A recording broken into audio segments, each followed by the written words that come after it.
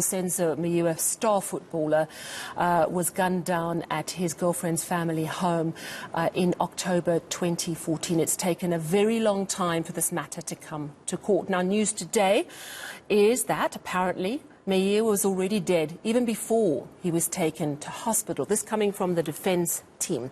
They are adamant that there is a police cover-up. ENCS Lindela Masakane has been following the latest developments in court, and she joins me now. So, Slee, the defense sort of getting into the heart of their argument, I suppose. Talk to me about what came out in court today. So do you remember, Sally, yesterday I mentioned to you that the Senzo Meyiwa docket, in terms of police investigations, there were 2 dockets that were being investigated, and the one that we're seeing playing out in court today is the 636 docket. This is where we're seeing the 5 men who are accused of his murder under trial. What the defense is now alluding to is the 375 docket. It was a draft document where we saw that the people inside the house were actually the ones who were suggested to be charged with murder as well as defeating the ends of justice. This is the docket that the defense is now using in the defense of their clients, that's accused 1 to 4, to say that they're being used as scapegoats and that in fact nobody entered the house that evening, and that those who should be charged are the ones who are in the house. Let's take a listen. What is being said under 375 is that there were people in that house on that day. The owner of the house and family and some visitors, including our beloved son of the soil, Senzo Meyiwa, and saying the killer in the murder weapon was in the house. Nobody entered there and killed Senzo. Whoever killed Senzo is in the house or was in the house. This is fascinating, Slee, because this, from what I can recall, relates to the fact that there were 2 separate police probes into what actually happened. And there were 2 different lines of investigation. One along the lines, as outlined by the defense, but ultimately the arrest of these 5 men in connection with the killing of Senzo Meyiwa, suggesting an outside hit of some form. Am I right in my understanding that he's sort of speaking about a line of investigation that was part of the police probe? And then tell us how that relates to the treatment of Meyiwa's body.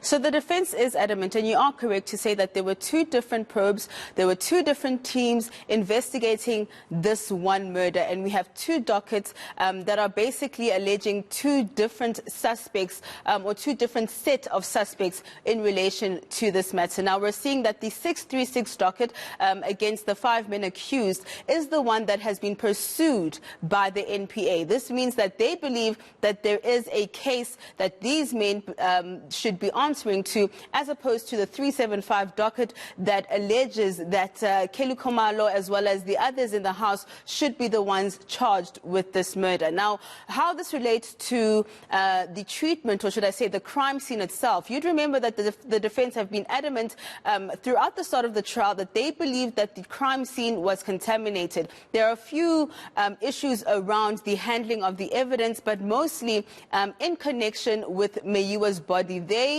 are putting it to the court that Senzo Meyiwa actually died at the scene, and that those in the house that took him to the hospital, it wasn't to save his life, but to quote Malisa Latefo, it was to actually dump his body at the hospital mortuary, as well as, of course, compromise the crime scene. Let's take a listen.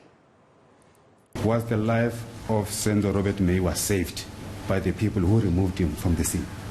Primary scene. No, I won't be able to answer that, my lord. I was not there. You don't know?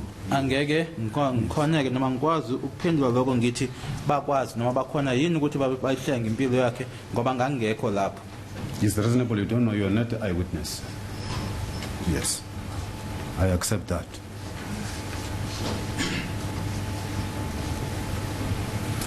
We will call the witness and will testify, say,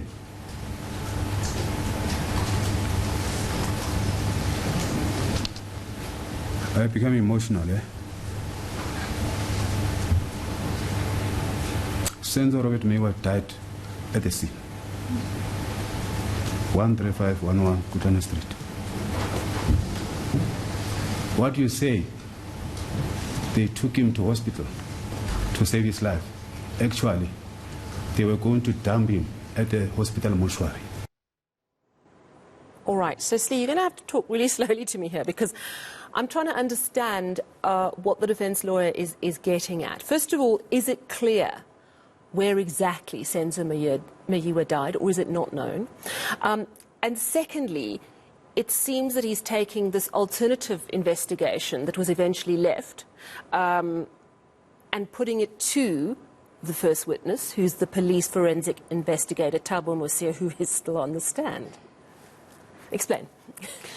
Okay, so to simplify it for you, Sally, what we're seeing play out is the defense laying out what they believe, of course, is the fact that there is a cover-up in terms of the 5 men accused of the murder of Senzo Meyiwa. Now, they've put it to Sergeant Thabo Mosia, who was the forensic investigator, to say whatever it is that you collected at the scene was actually all staged. And they're saying this because the time lapse in which Mosia arrived at the scene and was called to the scene was about 4 hours from the time that Meyiwa was shot dead. And they're saying in that 4-hour time frame, much took place in terms of trying to cover up what actually happened at the crime scene. And they're also accusing Mosia of trying to cover up a lot of the blunders made by the police in their investigations. And they're saying that he's an unreliable witness and that, in fact, the court should not trust anything that comes out of his mouth because in terms of the affidavit that they submitted as the defense, which was deposed by Mosia back in 2019, in connection with the 375 docket, that's the alternative docket, Mosia actually concedes and says that because there was such a huge time lapse between him actually arriving at the scene and being called, that the scene actually may have been compromised. This he conceded to as well today. But let's take a listen to Defo, who has now basically labeled Mosia as an unreliable witness. I can put it to you that, yeah, you are doing your utmost best to be evasive and protect the whole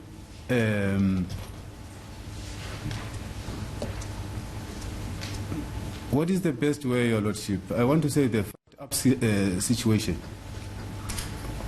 Don't know if I will be correct. You are trying to want to cover the blunders that happened caused by the police at the primary scene that you call. You become evasive for that purpose, that you are trying to cover.